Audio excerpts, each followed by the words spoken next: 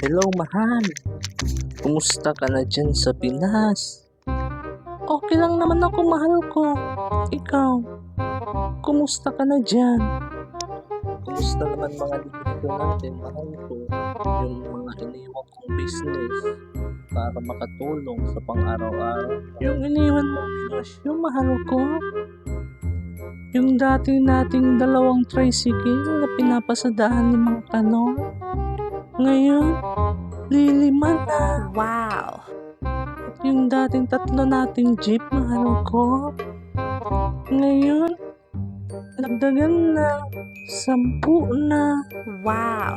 At yung dati nating single na motor, mahal ko, ngayon, ay taxi na. Ang Wow! maliit na sari-sari store natin na tindahan, mahal ko, ngayon, grocery na. Wow! Hindi talaga ako nagsisi na ikaw yung napili kong mapangasawa, mahal ko. Dahil sa galing mo mag-manage ng ating negosyo, napalago mo pa, napakaganda mo pang misi.